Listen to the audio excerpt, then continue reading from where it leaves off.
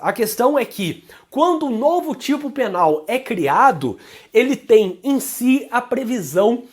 de uma pena privativa de liberdade.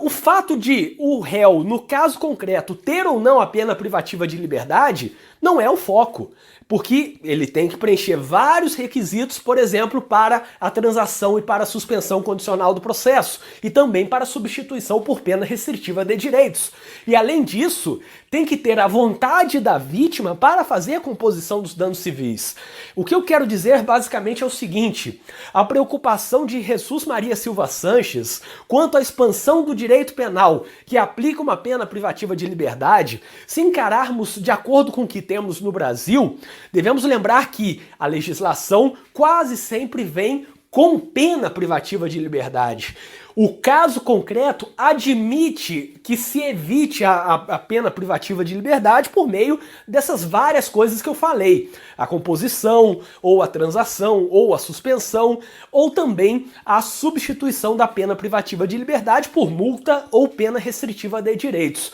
Mas em si, a criação da pena privativa de liberdade com os crimes, com os novos tipos penais, é algo que acontece de forma corriqueira. E lembrando que, se descumprir qualquer dessas coisas que eu falei antes, a transação, a suspensão ou a pena restritiva de direitos, pode-se chegar a uma pena privativa de liberdade. Descumprindo a transação ou a suspensão, pode ter uma condenação com a aplicação da pena privativa de liberdade. E no caso de descumprir a pena restritiva de direitos, também é admissível a pena privativa de liberdade como conversão. Então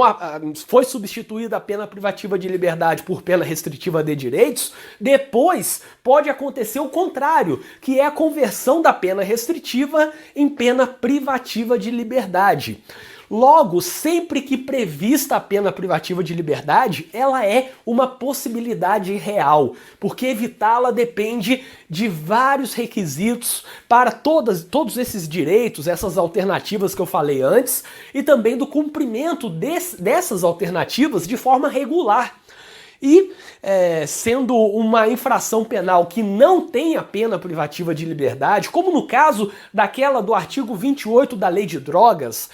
o porte de drogas para consumo, ali não é cabível a aplicação de uma pena privativa de liberdade, mesmo que aquele réu, mesmo que aquele apenado descumpra o que lhe foi imposto, mesmo que descumpra a transação, a suspensão, mesmo que eventualmente descumpra aquela pena prevista lá no artigo 28 da Lei de Drogas, é impossível a imposição de uma pena privativa de liberdade. Então percebam essa diferença e percebam que é necessário discutir não apenas, talvez nem seja o nosso foco principal, a discussão da expansão do direito penal em geral. Porque a expansão do direito penal, quando não há possibilidade nenhuma, no caso da Lei de Drogas, por exemplo, nesse artigo 28, nenhuma possibilidade de pena privativa de liberdade, não é tão ruim quanto a expansão do direito penal que aplica uma pena privativa de liberdade, ainda que com várias alternativas no meio desse caminho.